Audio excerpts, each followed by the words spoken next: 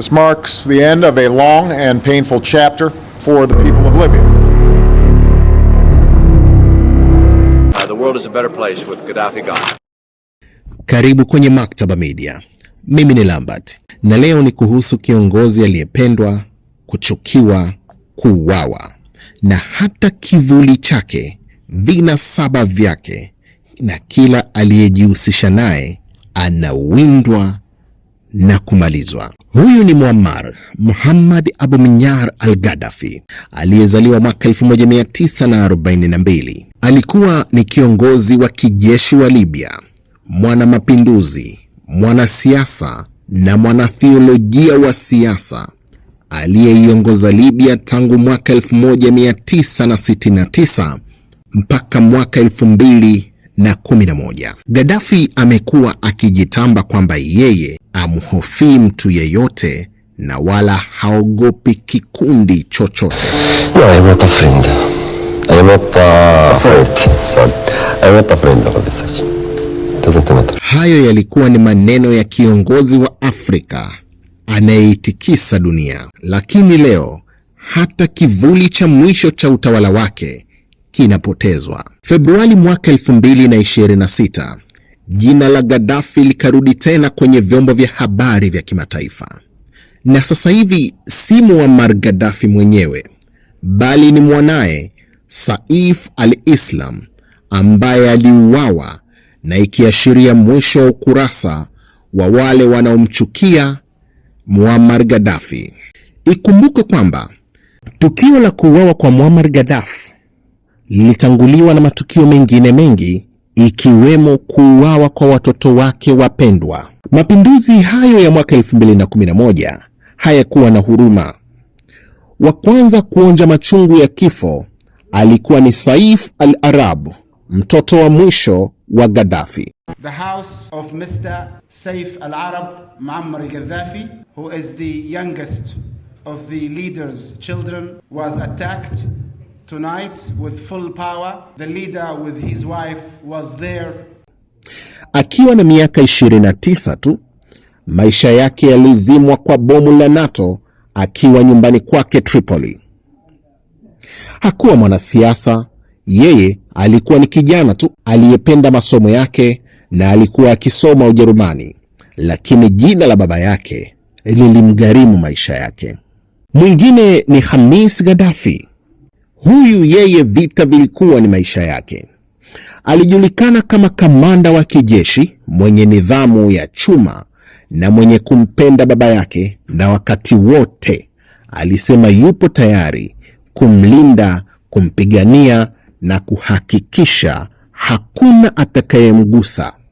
Aliongoza kikosi hicho cha 32 cha kumlinda baba yake. Yeye aliuawa Agosti mwaka 2011 akipigana mpaka sekunde ya mwisho kwenye mstari wa mbele kabisa.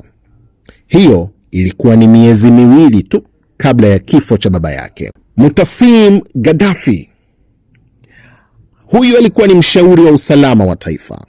Alinaswa siku ile ile na baba yake. Dunia ikamtazama akiwa mateka, akiwa amejaa vumbi na damu, lakini akivuta sigara kwa utulivu wa ajabu, akisubiri kifo chake. Aliuawa muda mfupi baada ya kifo cha baba yake, akizika siri za baba yake kaburini.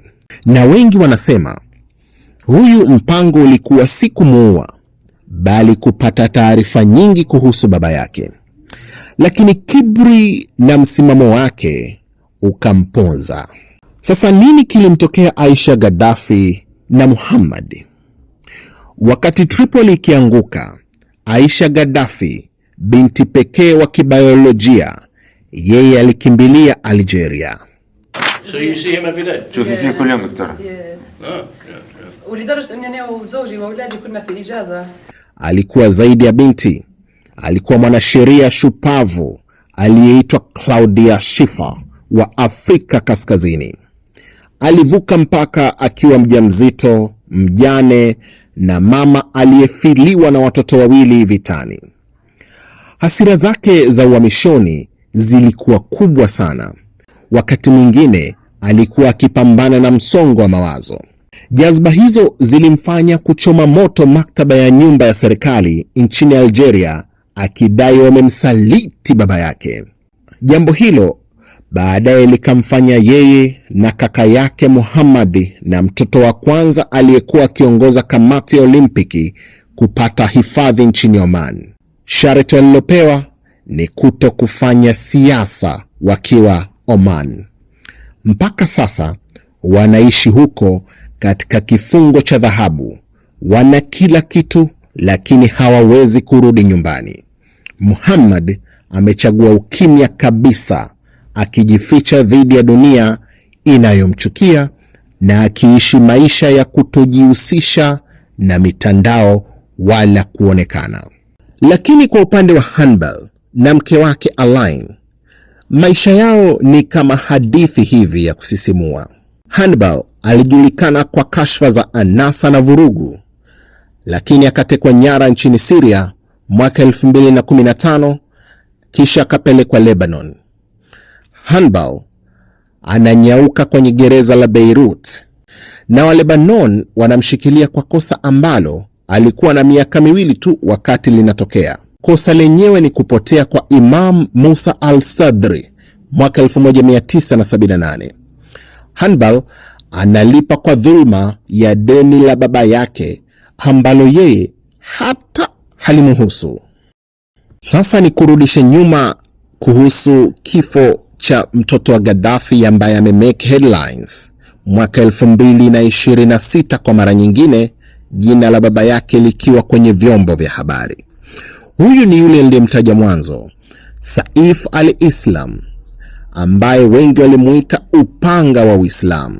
Huyu ni msomi wa London, alikamatwa jangwani mnamo Novemba 2011. Picha ya mkono wake uliokatwa vidole na kufungwa bandeji ilikuwa ni alama ya kuanguka kwa himaya. Kwa miaka mingi alikuwa mzimu wa Zintan na hakuna aliyemwona, lakini kila mtu alimhofia.